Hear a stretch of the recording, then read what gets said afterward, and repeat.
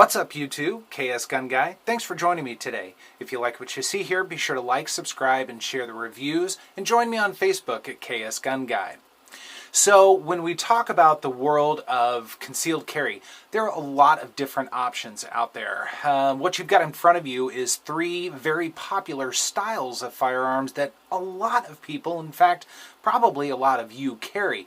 They range from compact size guns to subcompact to single stack guns, and they really run the gamut. Now, there are some other options out there, and there are some that are a little bit smaller than these. But before we get into those, let's talk a little bit about these and the advantages and disadvantages of these sizes of firearms.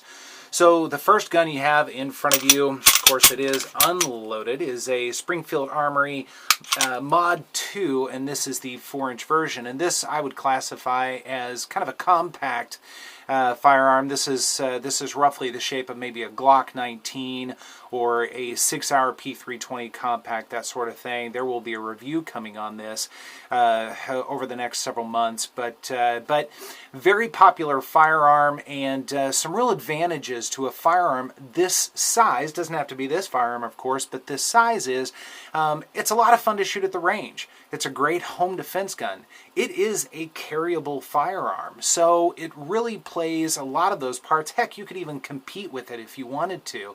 So it really plays into pretty much all of those needs or all of those wants for a firearm. But then when you start thinking about a more concealed carry driven perhaps, and maybe not quite as much for home defense or competition, maybe just fun at the range, you start getting into the subcompact world, and this is the Sig Sauer P320 subcompact. Of course it is unloaded. And here we talk about still a double stack firearm such as the Springfield Armory Mod 2, but we start getting into a smaller overall package, so the length and the overall height is going to be a little bit smaller. But when we talk about widths of some of these firearms, and I'm not going to bust out the widths or anything like that on these, feel free to check out my video on the P320, and you can even check out the video on the XD Mod 2 subcompact. The width dimensions are the same, but we're still looking at, you know, over an inch, over 1.2 inches, even up to 1.4 inches for something like the P320. So we're still talking about a lot of width.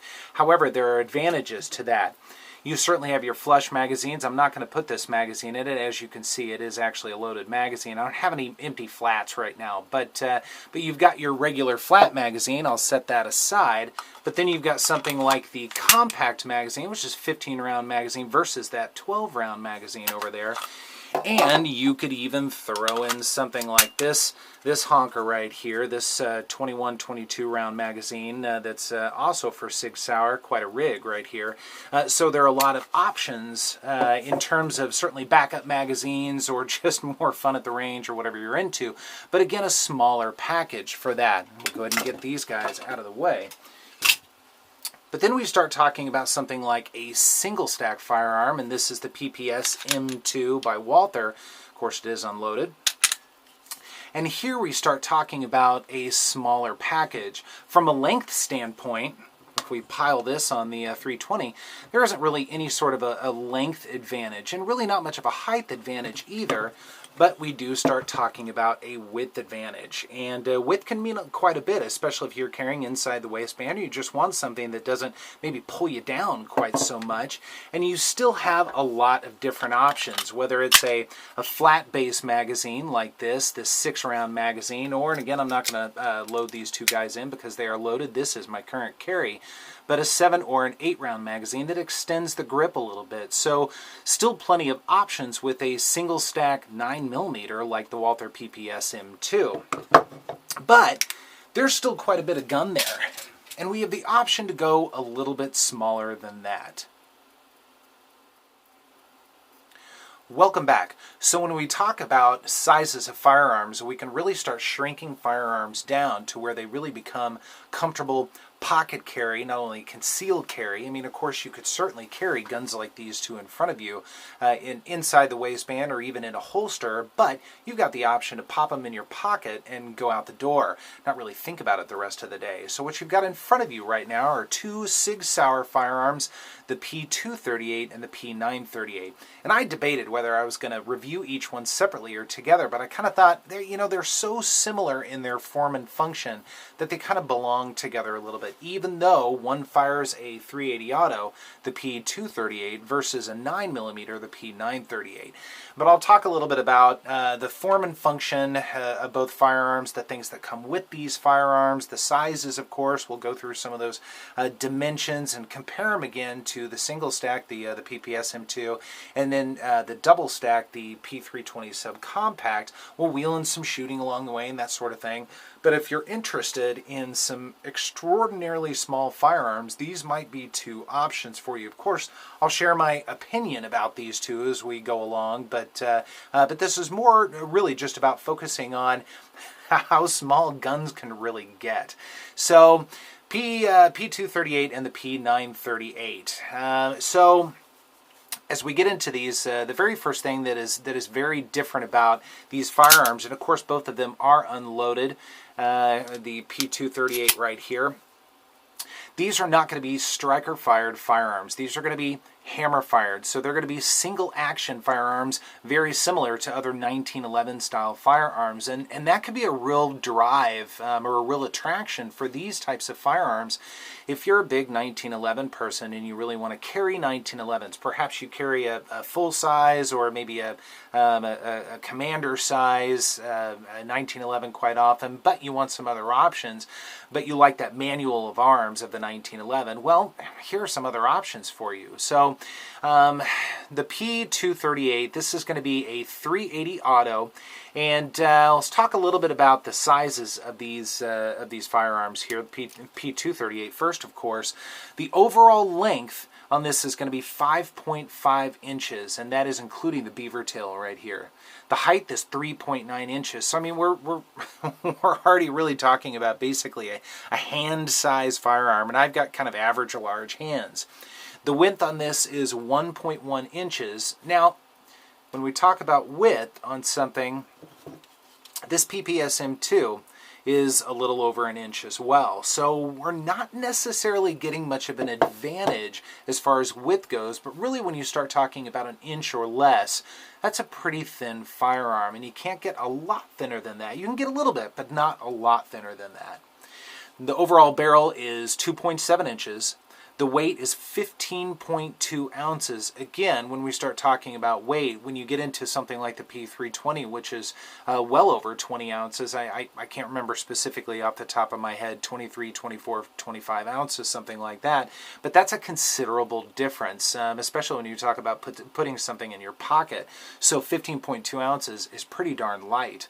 The finish on this is going to be your standard Sig Sauer nitron finish. Now this is a stainless steel version. I think this is the Blackwood version right here. They've got a lot of different options as far as your finishes and your looks. I mean, they kind of run the gamut, which is pretty cool. You've got a lot of options there. These do come with night sights. That's one thing that's really nice about these. Now, on a pocket carry gun, night sights, I mean, it's really nice to have. There's nothing wrong with that. But I don't necessarily look for night sights on a pocket gun. Now, I'm not a big pocket gun person. The PPS M2 is my carry of choice, and I carry that inside the waistband. But if I was looking for a pocket gun, this will be fine. There are some other options that I may also consider aside from this, just because of the overall layout of this. More to come on that, though. Now, Sig Sauer does say that this has a trigger weight of 7.5 pounds. I do want to test that on the Lyman trigger gauge here in just a little while. Now, some other things that you can expect. One thing that's a little bit of a bummer. this only comes with one magazine.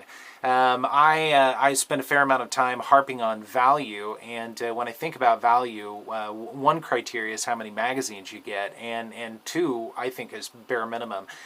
So you do have to buy extra magazines with this, especially if you're going to carry it, if you want a backup magazine. Now, I found a couple of spare magazines on Midway USA, and I think they were $20 a piece. These are not Sig Sauer. Actually, this is Sig Sauer. Sorry, the one in the gun is not. So it's an aftermarket brand, and I can't remember specifically what the brand was, but I have taken it to the range and I have tested it. It did work fine. I didn't have any problems with it whatsoever. So, and with small 380 autos, there are a lot of opportunities for error. It's kind of the nature of the beast. The smaller the gun, the more chances that there could be some malfunctions. So, again, this does function like a 1911. One of the only major differences between this and maybe larger 1911s, kind of more your classic or standard traditional 1911s, it does not have a barrel bushing. I'm going to point the gun at you here real quick. I know some of you guys are a little bit leery of that, but I'm going to do it anyways. It is, of course, unloaded. Heck, I'll even put the safety on. So it does not have a barrel bushing, so it kind of halfway takes apart like a 1911. I'm not going to take this apart or the 938 on camera. They're a little bit futzy to work with, and you don't want to hear me swearing too much on camera. I try to avoid that. I swear off camera. That's where I do that. But otherwise, aside from the barrel bushing and that one part of the disassembly, the rest of it is the same. Of course, it does have your disassembly pin. I can never remember the name of it. It's like a trigger pin, whatever it is. But when you pull the slide back, you do have to get it back to the first notch, and then you can pop the pin out, and then the barrel slides right off. You don't have to pull the trigger or anything like that, which is kind of nice if that's something that bothers you. You do have a safety. It is not ambi. The trigger or the magazine release rather is also not ambi, but otherwise form and function is exactly like a 1911. So again, it might be a real driver for somebody who is a big fan of 1911s and wants to carry something smaller, but still again have that manual of arms. So what do I think of this in terms of its overall fit and finish? I think the fit and finish on it is absolutely fantastic. I think Sig Sauer did a really nice job. I think it's a very attractive firearm. These grips might be a little bit boring for me, I suppose, but overall, again, the fit and finish is very nice. I picked this up used for a very nice price from a really cool guy down the street from me, and it was a good deal. So too tough to pass up on that. So in terms of the 938, again, the manual of arms, the operation is essentially the same as the 238. The takedown is the same. It's still the 1911 style firearm. Again, I'm going to point this at you. It is unloaded, of course. It also does not have the barrel bushing, but otherwise you do take it apart exactly like a 1911. But it's going to be just a little bit bigger than its slightly smaller brother. So the overall length on the 938 is going to be 5.9 inches. The height is 3.9 inches. The width, again, 1.1 inches. I'm going to show you that. The barrel is 3 inches even. The weight is 16 ounces, so again, we go from 15.2 ounces to 16 ounces, so not a lot of weight difference between the two, and again, more on that here in just a moment. The finish on it, again, the nitron finish, although this does have the black coating on it. This is actually the extreme version. They've got quite a few different models of the 938 as well. So this one comes with night sights as well. Go ahead and kind of shove that in your face here a little bit as best I can. Trigger on this, again, is 7.5 pounds. We'll test this one as well on the trigger gauge here in a moment. Now, all of the research that I've done says that this comes with one 7-round 9mm magazine. However, when I bought this, it actually came with 2, and the other magazine is an extended magazine, which is kind of nice. It actually does add 1 round, and it does extend the grip just a little bit, so it does improve the shootability of the gun here in a little bit. And of course, I'll be sharing my opinion of the shootability of both of these as we go along, and I'll be wheeling in some shooting footage as I'm talking, of course. So let's go ahead and test our triggers. Let's take a look at the 238 first on our Lyman trigger gauge here. Make sure that it's ready to go and the safety is off. I'm not going to do this very many times. I did have a comment from a guy suggesting how to use the Lyman trigger gauge. He must have watched the first video I used with it. Hopefully I've gotten a little bit better at it. Probably not much, but a little bit. Okay, so 8 pounds, 13.8 ounces. Apparently I haven't gotten any better at this. So we'll try this again. Just one more time, and we're going to live with the reading. I know with 1911s you have to pull a little bit more just straight back. Okay, 9 pounds, 2.7 ounces. Now, Sig Sauer says 7.5 ounces. You'll have to take these readings with a grain of salt because I'm the one pulling the trigger and pulling the gauge. But I will say, my experience at the range, it is a pretty heavy trigger. It is a pretty heavy trigger. Now, it's pretty smooth. There was nothing wrong with it. I had a good time with this, playing around with it at the range. But it is a pretty stout trigger. So as far as the 938 goes, looks like it is ready to go. Go ahead and give this a try a couple times. All right, that's 7 pounds, 12.2 ounces. That's a little bit closer to factory. A little bit closer anyways. Again, take this with a grain of salt. All right, 8 pounds, 1 ounce. So we're going to live with those readings. Again, I don't want to bore you with too many of those, but this also definitely does have a stout trigger. Now, I'll try and capture a reset for you if I can and get my finger out of the way. So a little bit of a reset. I don't know how well you heard that. I'll try it again.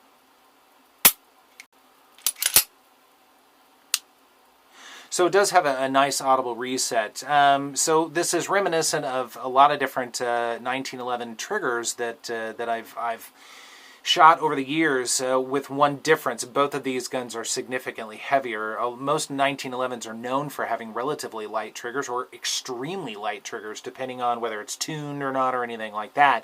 But from a concealed carry standpoint, I think that's okay. I think it's all right to have a heavier trigger. 8 or 9 ounces might be a little bit too heavy, but still, heavier trigger is just fine. So, in terms of shootability for this, and again, I'm going to be kind of wheeling in some shooting footage, and I've probably already wheeled in a little bit so far, but I'll be wheeling in more, of course, along the way. Something I found with both of these, now I will tell you, this is my first experience with both of these firearms. But the 238 was a lot of fun to shoot.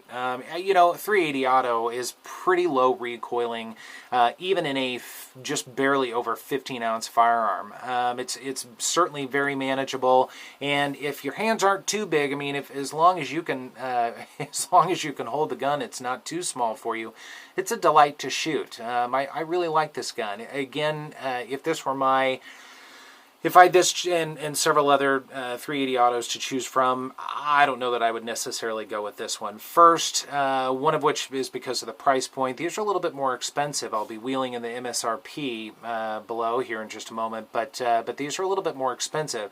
Now again, fit and finish, top notch. You get night sights, that sort of thing. You only get one magazine though, but it's pretty pricey when you have other options, things like the Ruger LCP-2 or even a Glock 42. Something like that. You've got some other options, and there are certainly quite a few more. Those are just a couple that popped into my head.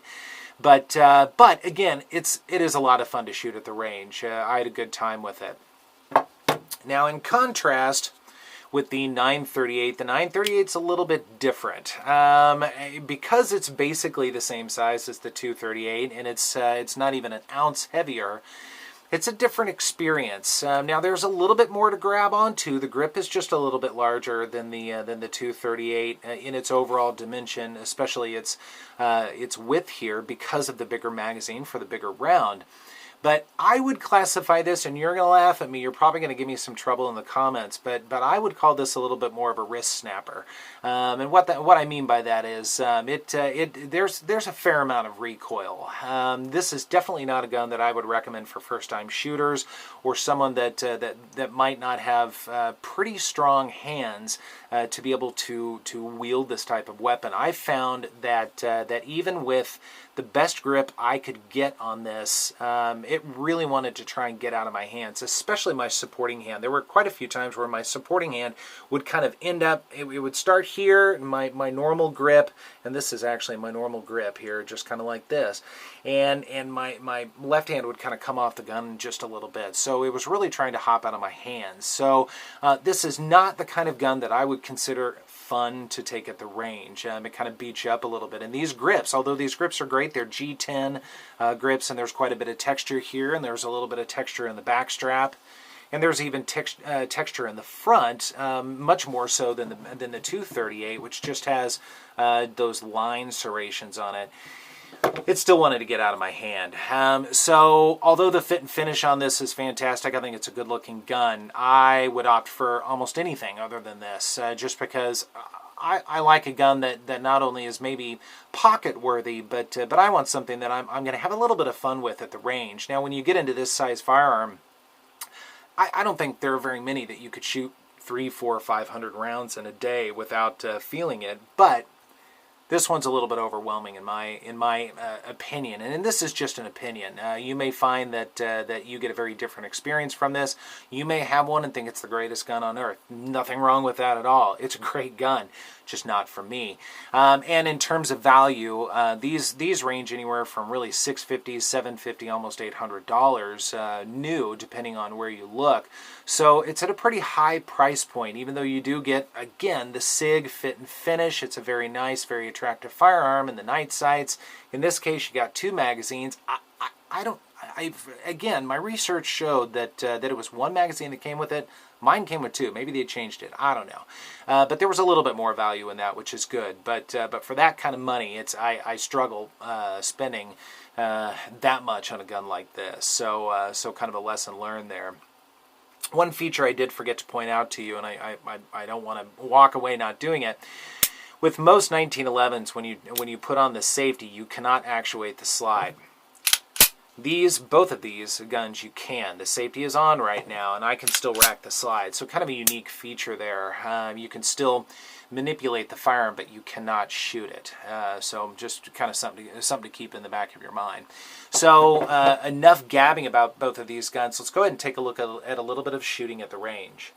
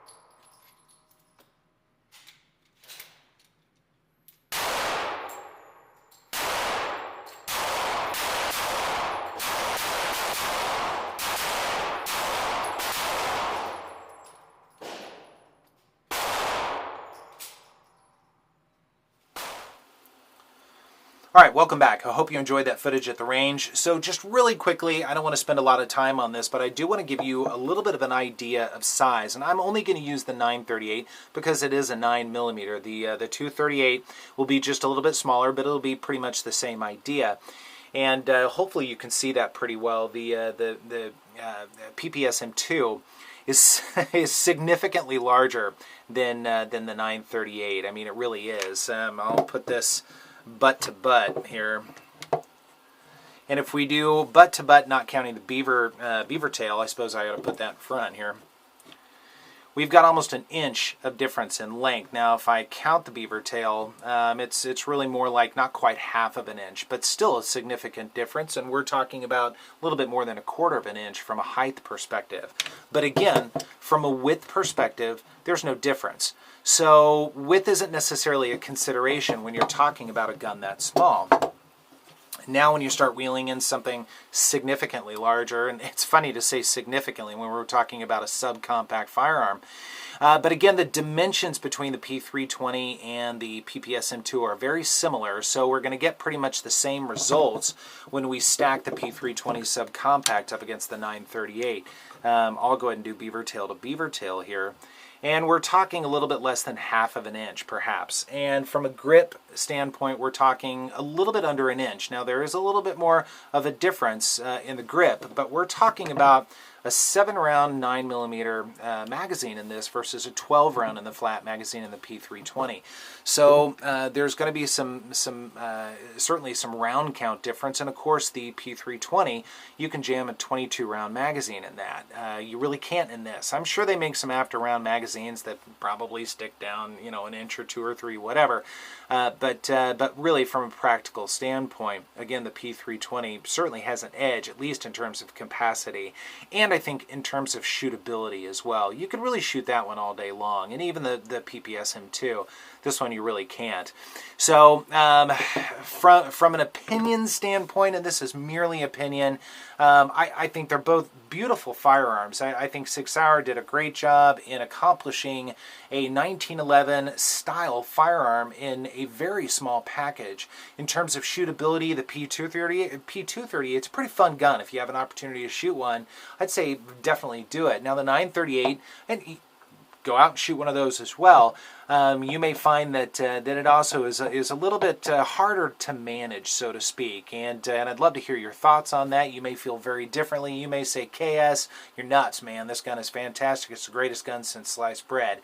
And that's okay, too. There's nothing wrong with that. I look for something a little bit different in a concealed carry firearm. So love to hear your thoughts on this. I'd love to know what you think about both of these firearms. And look for more reviews coming up.